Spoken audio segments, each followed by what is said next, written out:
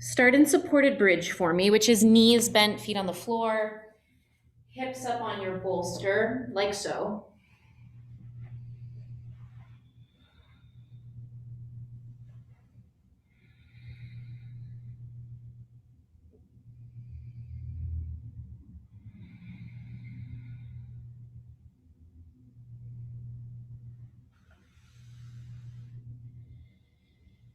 And recognize as you set yourself up here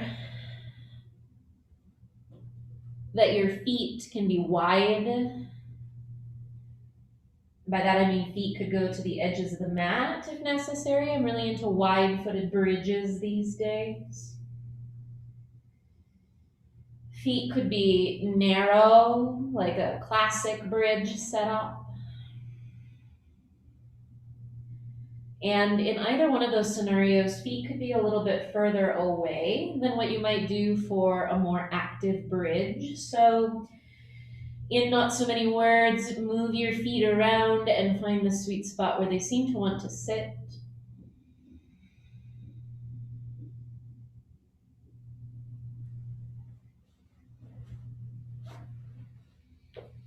Hands rest on your belly or down toward the pelvis.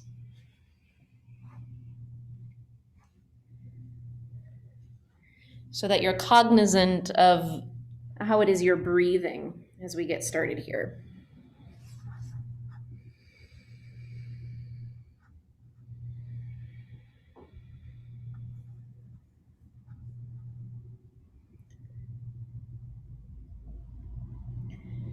I hope that as you settle in, you'll find a couple of long, smooth inhales and a couple of long, steady exhales.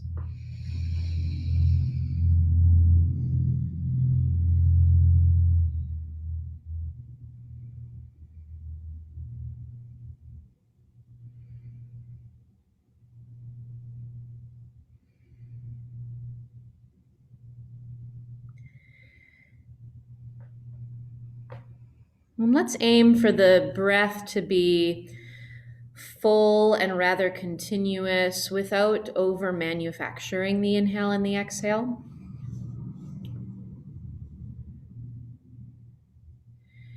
There has, of course, as of late been a shift toward the cold, or more of a shift toward the cold, and there was snow within the last week. So when I sit to meditate or practice or breathe, I've been envisioning the opportunity to move my torso, to move the cells of my body, to move the size of my inhale out into that cold around me. Hopefully, your current space isn't too cold. But there's a feeling that you can lean into the environment when you inhale. So you're moving some of that cold away with a nice, full, deep breath in. And the exhale, while it softens you, isn't shrinking in nature. It's as though the inhale were for making space, and the exhale is for sustaining the energy of that space, even as your rib cage softens down.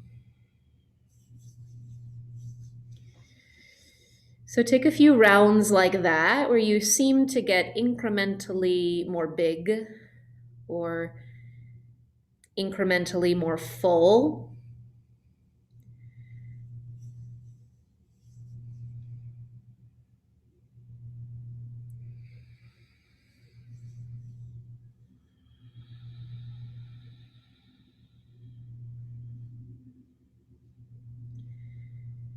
And as you get going with that space making or space taking breath, my hope is that there is a tapering off of everything else. All of the post-Thanksgiving things to do begin to fall away.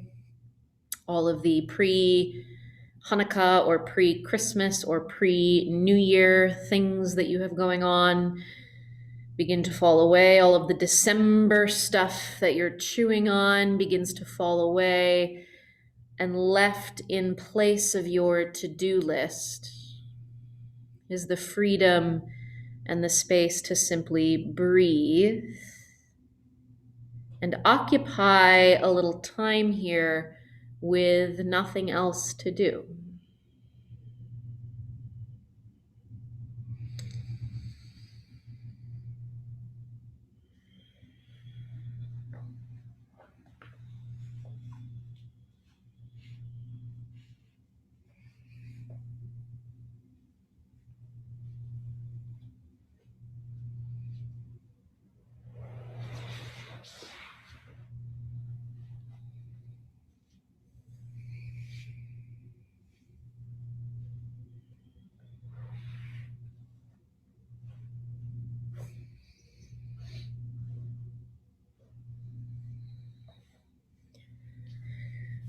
We'll take another 2, maybe 3 minutes here, resting in bridge and occupying time with breath. If you would like, you could lengthen one leg forward so that the bridge becomes asymmetrical. That would be right or left heel reaching out on the ground so that your hip flexor, yes, exactly, is lengthened forward or lengthened from top to bottom. If you get to that place and it's too much for the lumbar, feel free to retreat back to where you were. I'll give you a halfway point, so if you're doing the one-legged reach, you'll know when it's time to switch. And if you have taken that single leg reach, my suggestion would be to feel how the hips have shifted in response, right? They are likely to be resting differently on the bolster. And an awareness of how the right backside is now different than the left backside could be a point of focus here.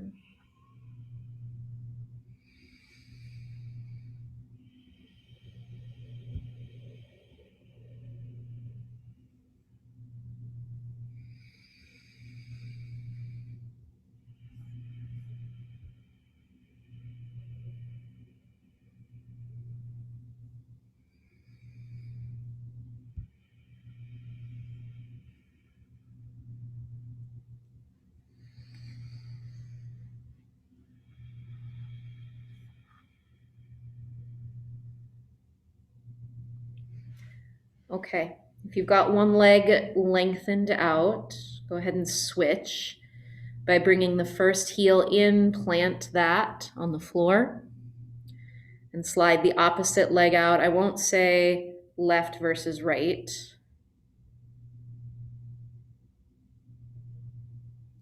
Just go to the other side.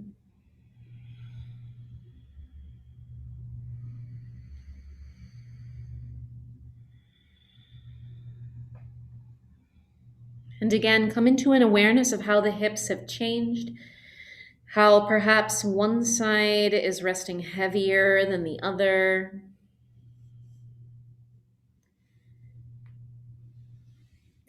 And you allow for that asymmetry to be your reality as you continue to breathe.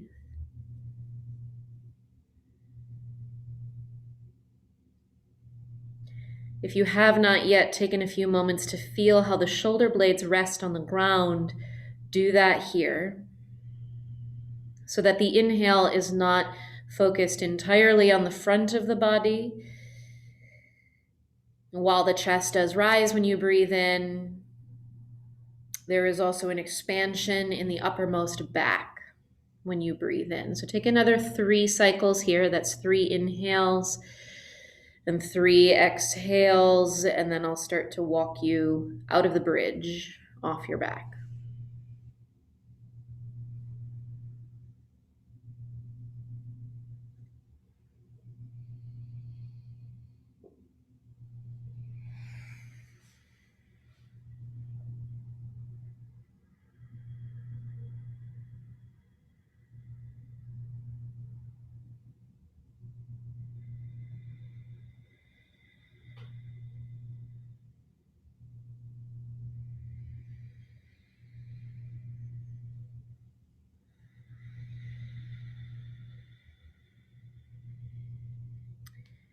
If you've got that one long leg left on the floor, start to bring that heel back in so that the bridge is square. And take a few moments right there to feel once more the left and the right hip and how they rest relative to each other.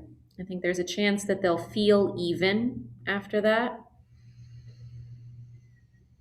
I also think it could be that they don't feel even, and you're more than welcome to sit in that for another breath or so. And then start to bring your knees up into your chest, still on the bolster. We'll run with that for now, which should make you feel really nice and curled, being that the sacrum is lifted. On the bolster, you can hold onto your knees or your thighs if that feels necessary. I wouldn't say you have to catch the legs, but you could. And just allow for the weight of the legs to encroach upon the belly a little bit. I like to do big toes together and knees floating away from each other by a bit. So it's almost like a happy baby, but rather passive. Your back, of course, your spine has changed. So you can lean into that change for a moment or two, more round from top to bottom. Big inhale, big exhale, and then your feet to the floor, just so that you may lift your hips and excavate that bolster out. Bolster off to the side and then articulate your spine down to the floor. When your tailbone hits the mat, let's swish knees side to side a little bit. I would step the feet to a moderate width or a wide width and let the legs go side to side for a little while here.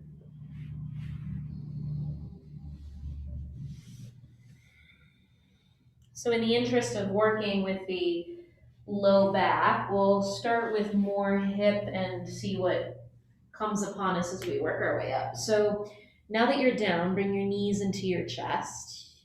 Take a little rock side to side. If it would feel better as a happy baby, feel free to elevate the feet and grab.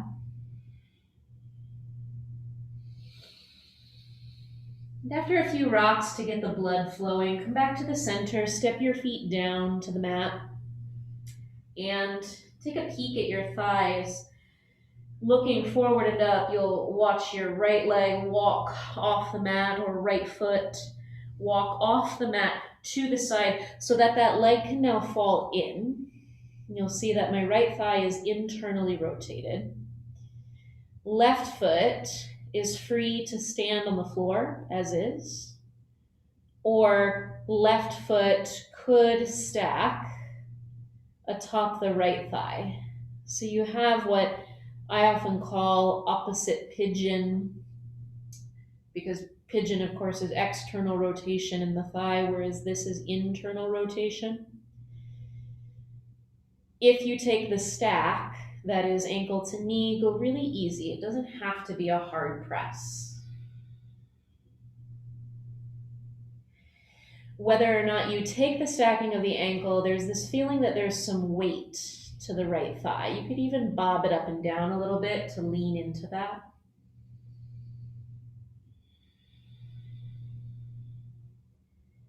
Your right backside probably feels lighter than the left backside, and I'm okay with that as long as the arch of the spine doesn't go too high.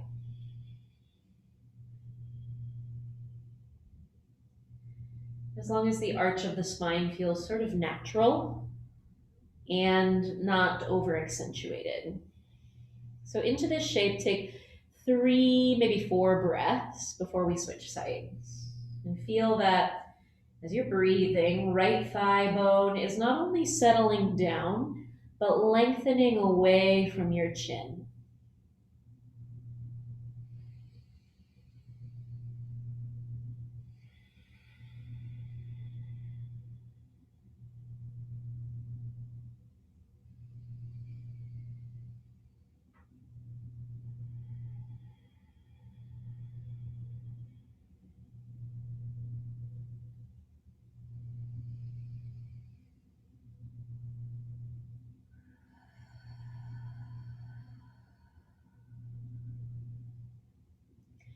If you've got the stack of the ankles left on top of right, undo that first, all by itself, and then very carefully pivot on the heels to trade the knees up and back to the center of the mat. You might have to scoot your seat to be square. And then tuck your chin and look up at your thighs so that you can see your left foot walking off the mat, same setup as before. Quite far so that that leg can fall in. You find yourself tipping into internal rotation of the left leg. Right foot stacks on top of that, maybe.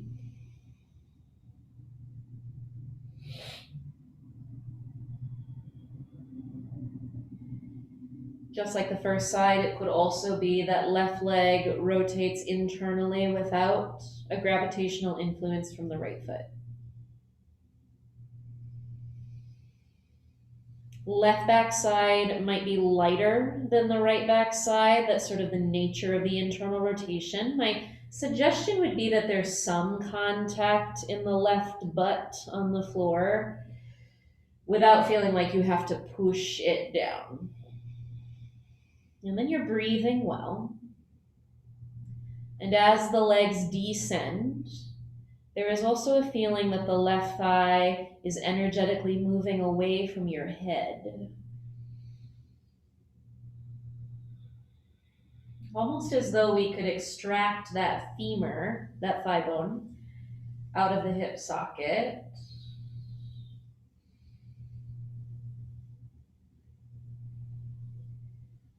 I wouldn't say there's an actual shift to those bones in this shape, but there is a feeling that you can go there for another 3 breaths or so.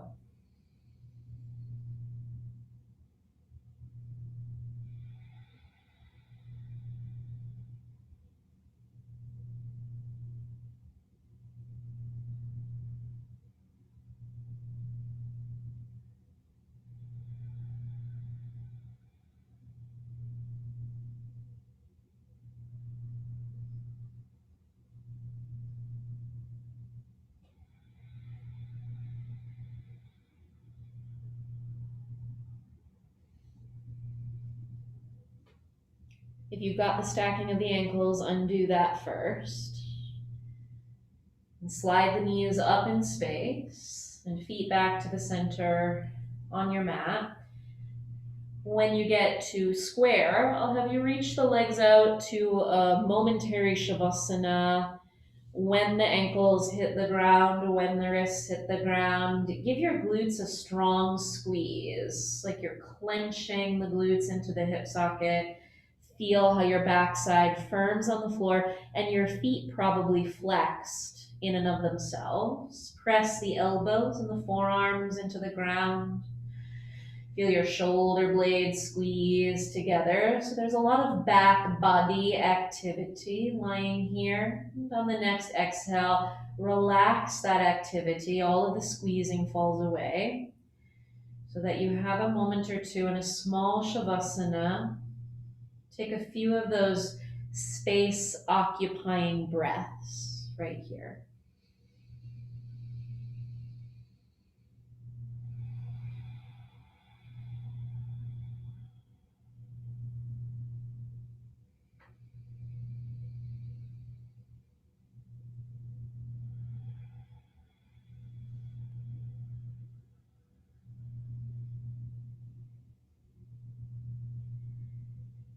In your own time, bend your knees, feet to the ground. Take a rock to the right, so far that you roll all the way onto your right side. Make yourself a headrest with your right arm and stack the knees off to the side here. Left hand can rest on the mat in front of you. Take a few breaths into your back now that it is free of the floor. You've been down for a while, so take your time to transition.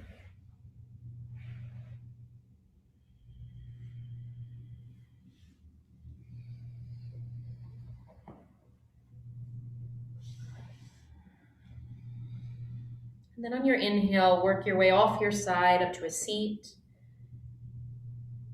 You can press up nice and slow. Let your head be heavy.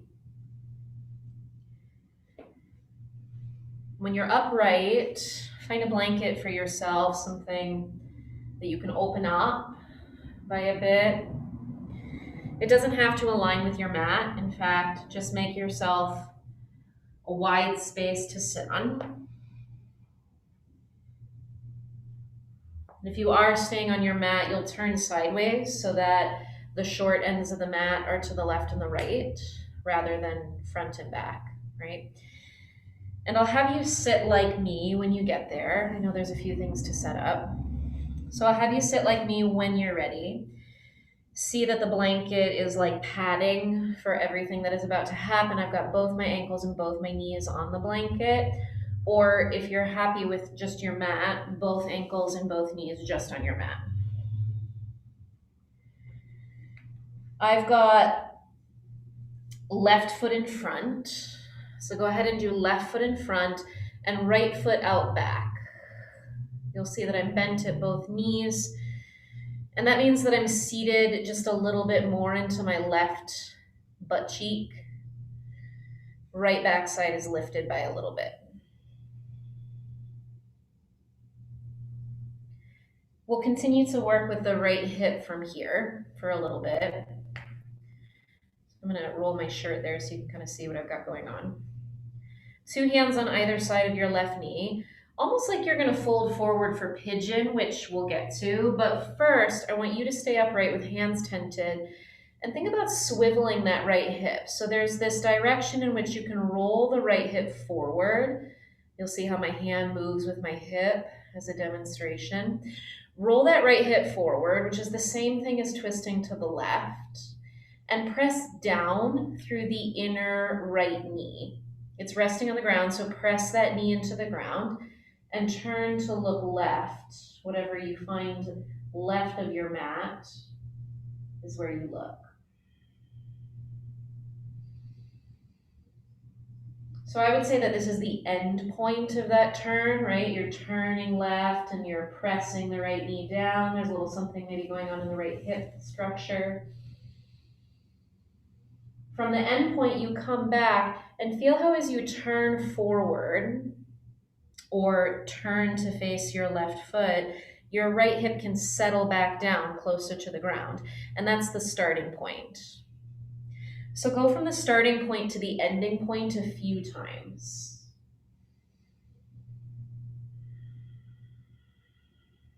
If it's helpful, right hand can rest on your hip so that you feel when it's sinking. You can feel when it's rising. If you come up against any resistance or any sticky spaces, take your time and work with that or work through it. What we're doing here, and work through it carefully, of course, what we're doing here is swiveling the head of the femur in its hip socket. So if hip flexors are tight or if glutes are snug, there might be some things to notice and feel here. You may find for the last 2 that you can go a little bit further than what you've been doing.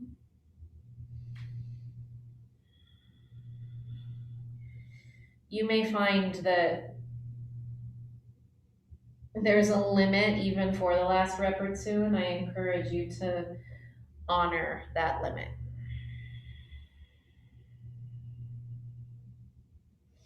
The finishing point is to settle the hip down so you're facing forward and no longer twisting. This left foot, the one that's in front of you, is going to step forward by a little bit. See how I've moved it away from my groin? And then you're going to spin part way so that you may fold over your left thigh. You'll see that my left leg is directly underneath my left sternum. And as I fold forward, I feel less happening in the right hip and more happening underneath myself in the left hip. So it's a lot like pigeon, this one. There's a pigeon-like stretch that comes up for the left backside. Now, if you would rather go to a classic pigeon, more than fine. In that case, what you'll do is scoot the right leg straight behind yourself. Do a little wiggling like so. right? And then bow forward as you would classically. So I'll throw it out there that a regular half pigeon would be more than fine, in which case you're here.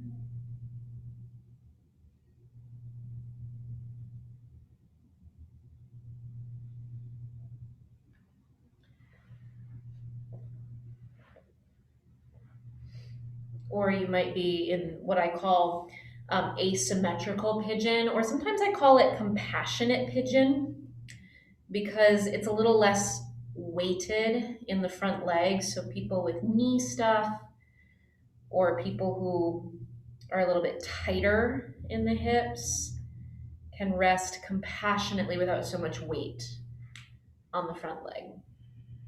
So you decide where you need to be. Bow the forehead either way.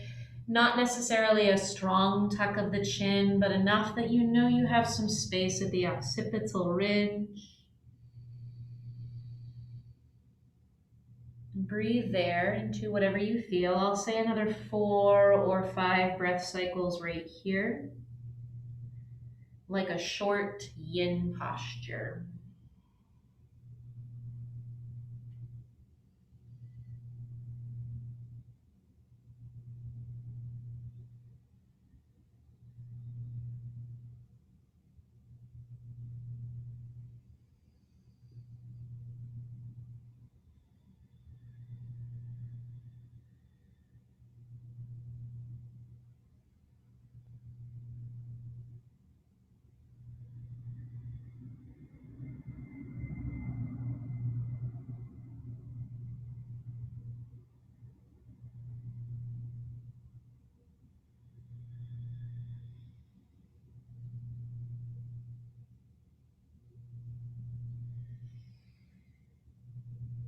On your next inhale, begin to work your way up to vertical. Exit the fold. If you've got a regular pigeon going on, a classic pigeon, maybe a quick down dog in between sides. If you stayed seated sideways with me, probably makes more sense just to trade the legs out front and meet on your seat.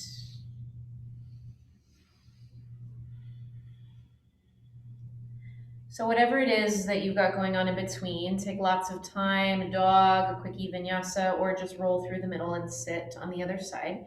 This time it should be right heel drawn in and left leg set behind yourself. If you need to scoot back onto your blanket, do that now. All right, so here we are in the one where you're seated on your right butt and your left leg is folded back. I'll roll my shirt again so that you can kind of see how we're working with the groin line and the structure of the left hip. 2 hands on either side of the right knee. So you're already turned sideways by a little bit. The end point is the full turn to the right and a strong press on the inside aspect of the left knee. Very good. Should feel like your left hip is high here, right? Everyone's a little different, but my left butt cheek is all the way off the floor when I go to the end point.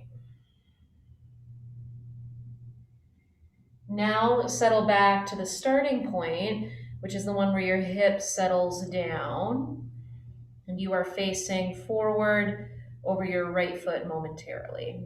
Maybe left hand on hip as you start to go back and forth between the two.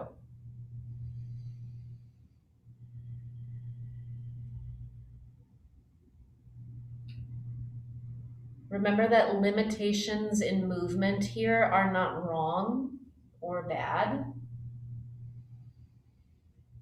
They are just indicators of what's going on in the structure of this hip. So if you come upon resistance, go slow and smooth and resist the urge to force depth.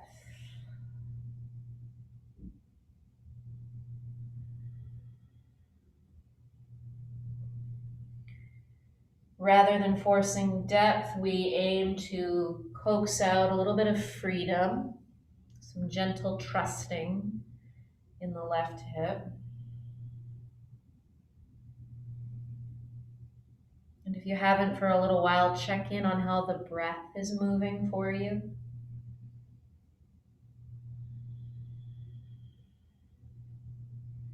The next time you're turned to the right, the end point, stay there and take 2 or 3 breaths to finish.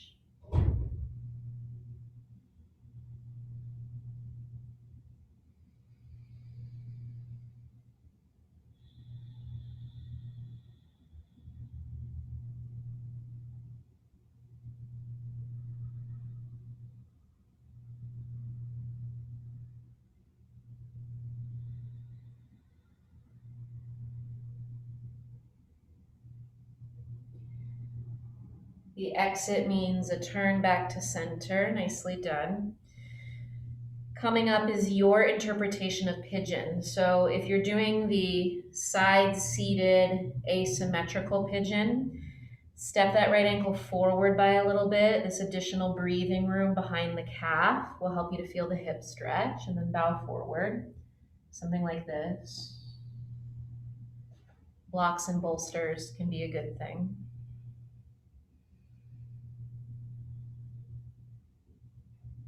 This takes the focus off the left hip joint and into the musculature of the right hip. So wiggle around until you find that place. Classic pigeons might have more of a fold at the knee.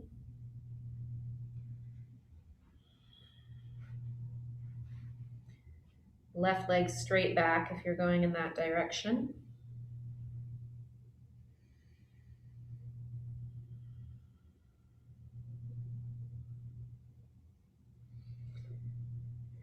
And in both scenarios, the freedom to adjust that front shin, the right shin, is there. In all my years of yoga teaching, I have found that it is often a really small adjustment in the front leg that will create the best stretching and the best freeing of the right hip.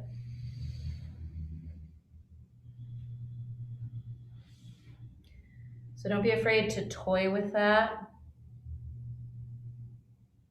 as much as you need in the initial moments, and then commit to the bowing action of the rest of your body, which means a little space at the base of the skull and some of that full space occupying breath.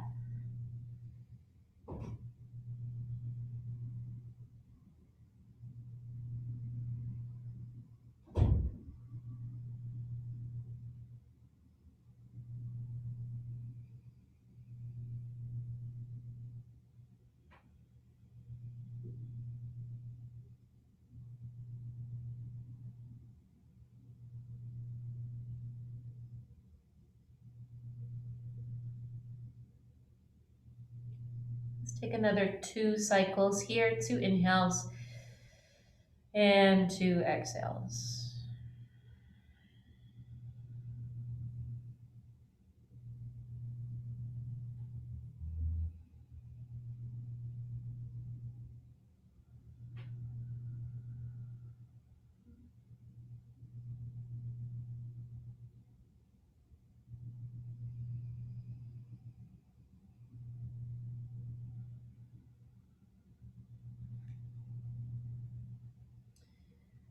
On your inhale, work your way back to vertical and pass through dog if down dog feels appropriate here, or simply roll onto your seat. If you're on your seat, you've got a little extra time to wiggle around, squash out the tush. If you are in dog, you'll like flow through. Do your thing and make your way back to your seat to join us. The extra expansive blanket can go away. I'm going to fold mine up for sitting on. You may or may not do the same thing. Come back to your mat and have your bolster handy from the side.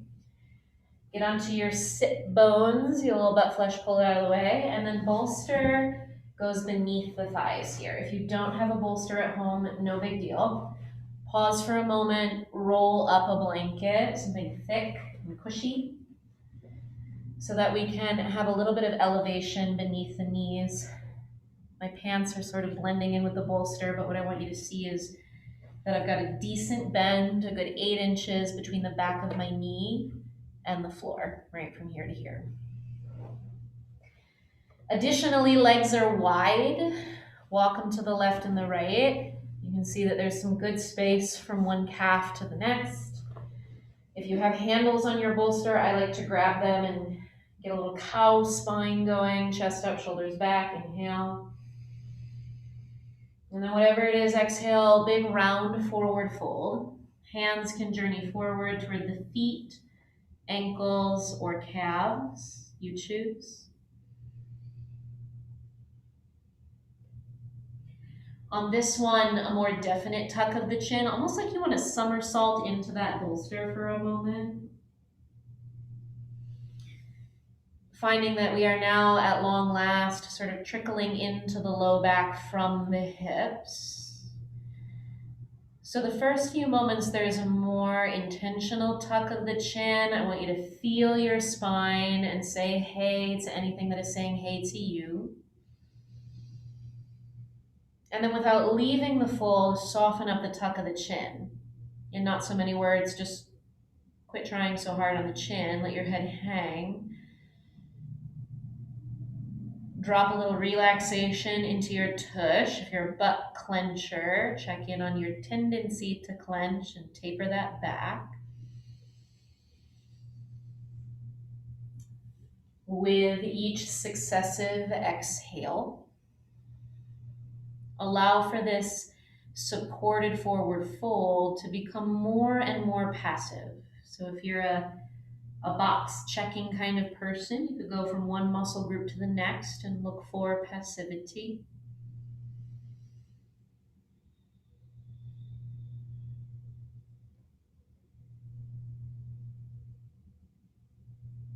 If you're not so much a box checking or list making person, that's okay too. Think in bigger, fuller terms. How can I relax my body with each exhale?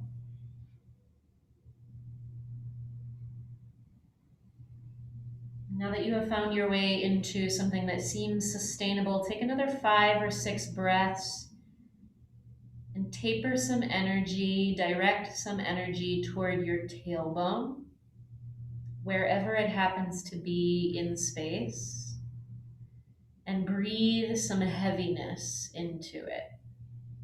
Breathe some heaviness into your tailbone for another 4 or 5 breaths right here.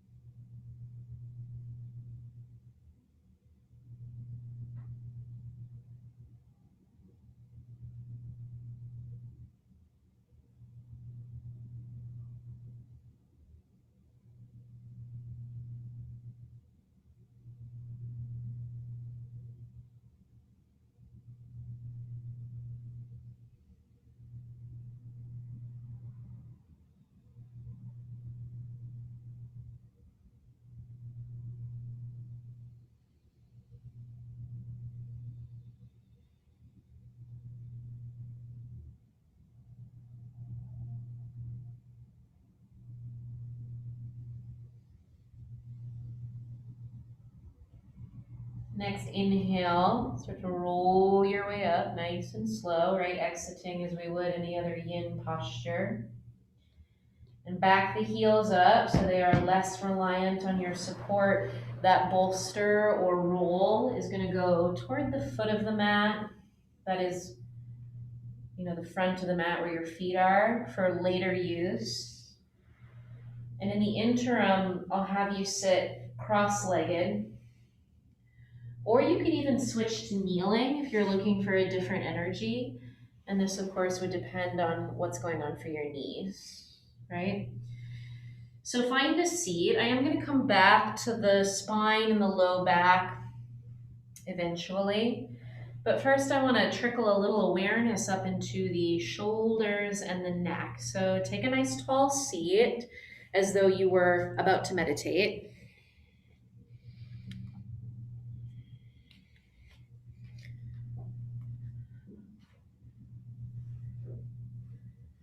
Good. Hands on the lap, one way or the other. Take your chin to your chest so your skull falls forward for a moment. Roll your, let's say, left ear to left shoulder off to the side. And then pass through the middle, chin heavy, and go right ear to right shoulder off to the side. Back and forth between the two a couple of times. Sometimes when I teach this, I say keep it in the neck exclusively, still in the shoulders. But for today, I'll say the opposite. Allow for a little fluidity to come into the shoulders. And by that, I mean your heart is open, chest is up when you tip to the side. And there maybe is some cat-like rounding when you pass through the middle. And the shoulders are free to shift with your head and your neck. As you take a few more to either side. And even though your head is rolling around high and then low and back again, there's this feeling of integrity in the low back. There's this feeling of height through the waistline, like you are moving up more than you are moving down. Honoring all the space you've made in the hips and the low back so far.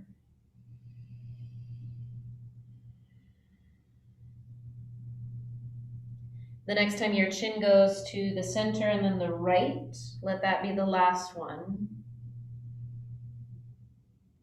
So that we are even side to side. And then you come back to the middle. Let your chin hang for a moment in the center with nothing to do. And then inhale to restore your skull back to neutral, eyes forward, possibly on the screen, while your right hand, right fingertips find the ground. Left arm sneaks up alongside your ear, almost as though somebody has a hold of that wrist, and you'll see that as this imaginary force draws you up, there's a natural side bend, and you can lean into it. Right palm takes some of your weight on the floor. Good. When you exit, I want you to take that top arm and use it to disguise your field of view. Reach forward and down. Sweep through the center. It's a crisscrossing of the hands to get to the other side. Left palm takes some weight as the right arm opens up into the very same side bend. Good. Take a moment right here to lean into it.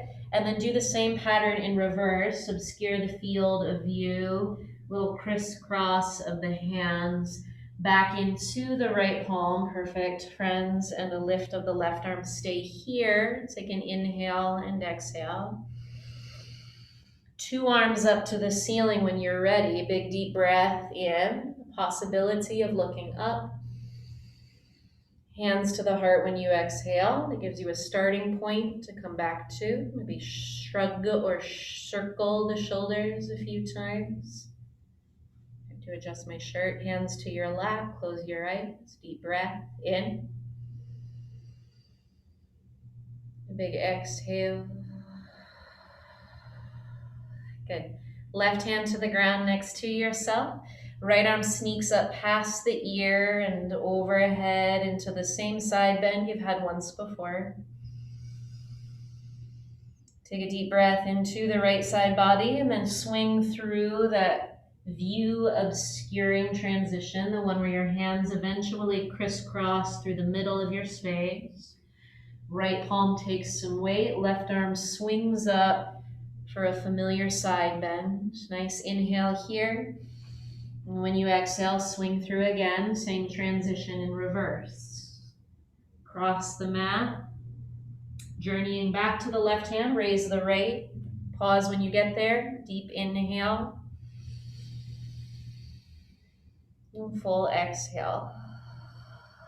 Good. Let's cross down and come to the very center. If you're kneeling, it becomes a child's pose. If you're not, just take the seated forward fold.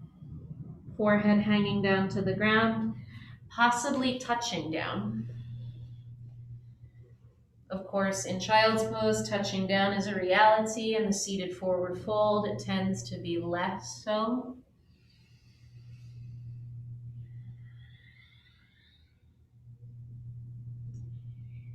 Everybody on the inhale, work your way back up to seated. 2 hands, slide to the ceiling a second time. Look up when you get there. Breathe in. And this time, arms out and down. Big full circle, hands to your knees or your thighs. If you want to change the seat, now is the moment. From kneeling to crossed legs, from crossed legs to kneeling. When you get there, close your eyes. Breathe.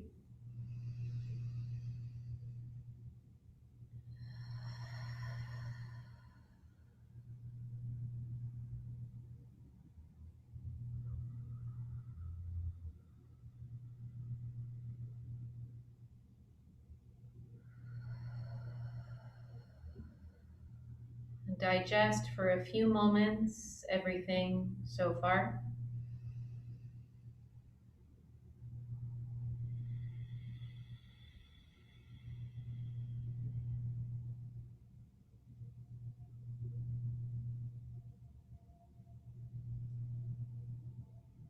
Feel how the top of the head is eager to float high while your sit bones have a way of plugging down into the ground.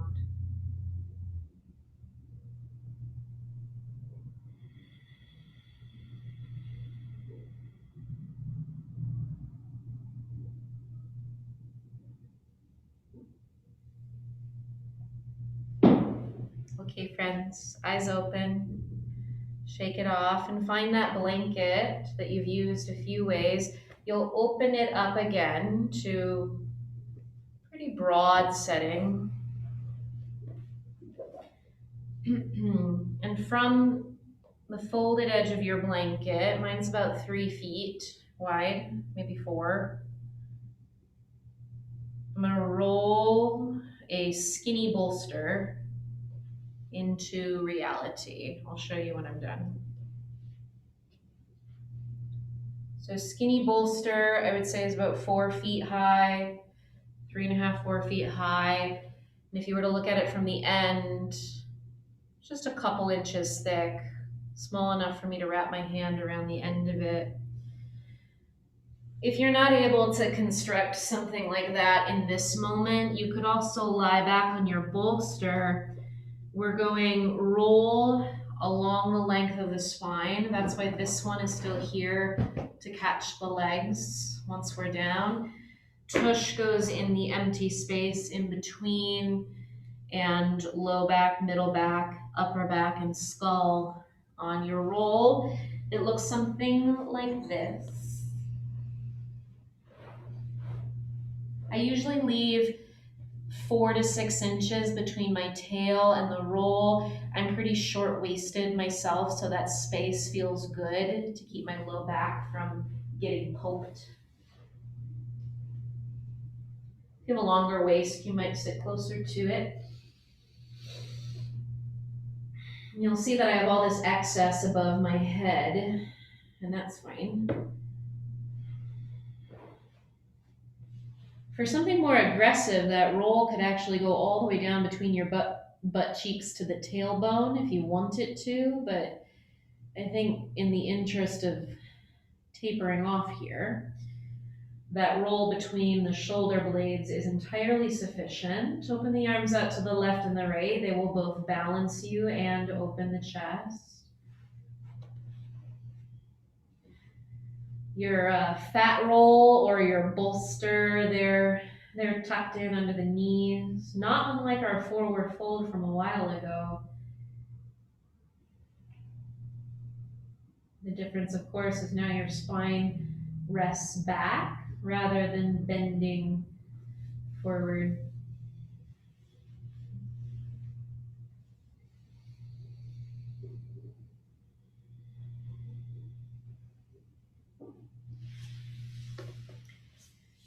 possible that you have to spend a little time smooshing the shoulder blades around, smooshing the cushion of the blanket into place. I encourage lots of wiggling in a posture like this so that when it comes time to settle, you feel as symmetrical as it gets. And in this case, the symmetricality is in the shoulder blades. There's a feeling that left and right are equally heavy on either side of your blanket.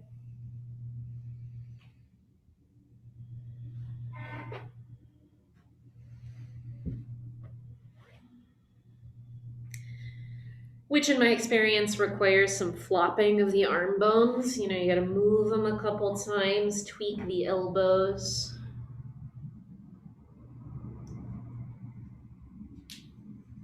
So that you have that desired symmetricality in the upper back.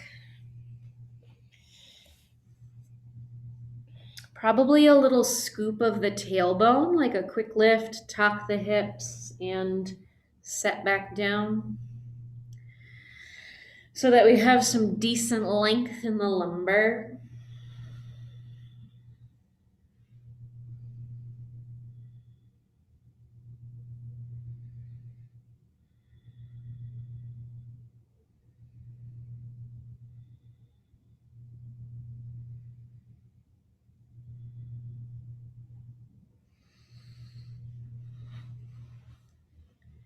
And of course, there's maybe some wiggling in the thighs.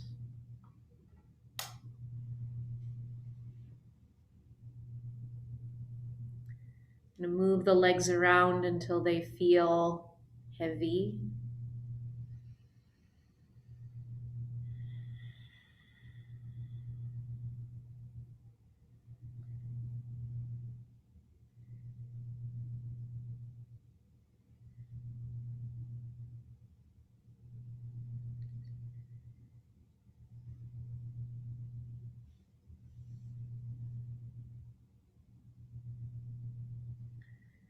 Your hands can rest wherever they want to rest, on the floor or palms to torso. And whatever it is, I encourage you to come back to where we began today, which was intentional space-taking breath, so that you are spacious internally, but also externally, moving your ribs out into the cold reality of December.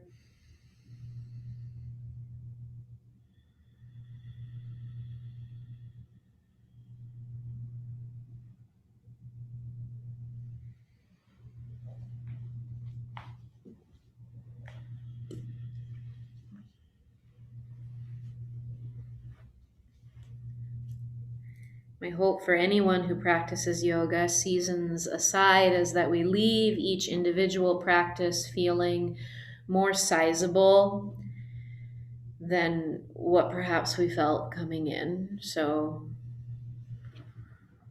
weather aside, I would love for you to feel big here.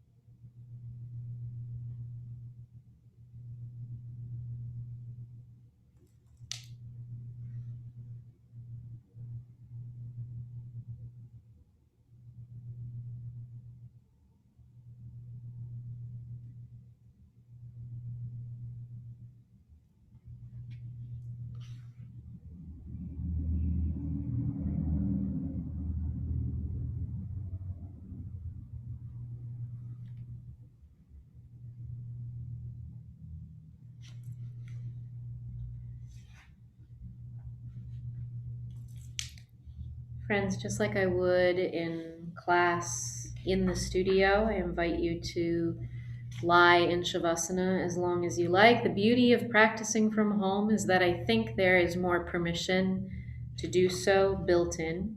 Stay on your living room floor or your library floor as long as you like.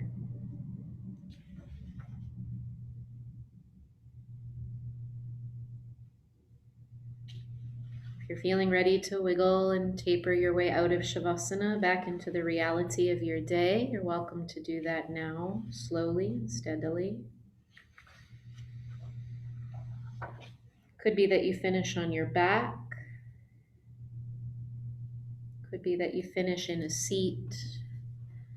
Wherever it is, I'll share with you one of my favorite Mary Oliver poems for consideration to close the practice and start the rest of your day. It's called I Happened to Be Standing.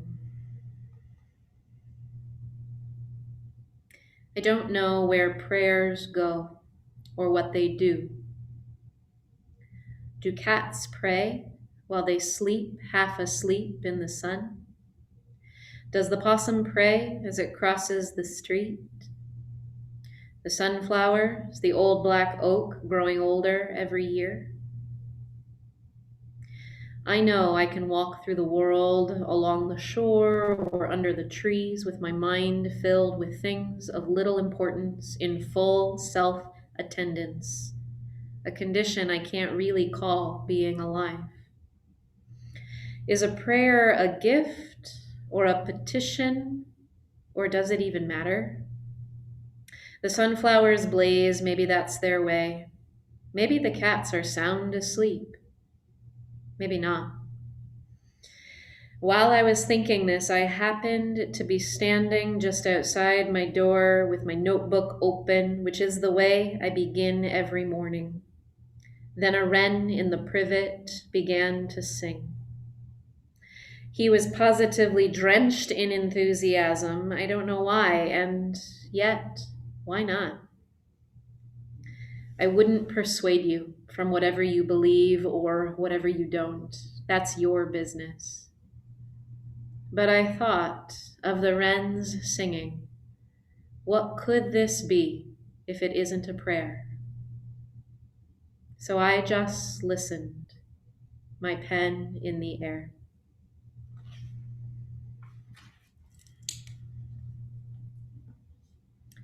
Hands to the heart if that fits you here. Take a nice deep breath in. Last one, together. And a big full exhale.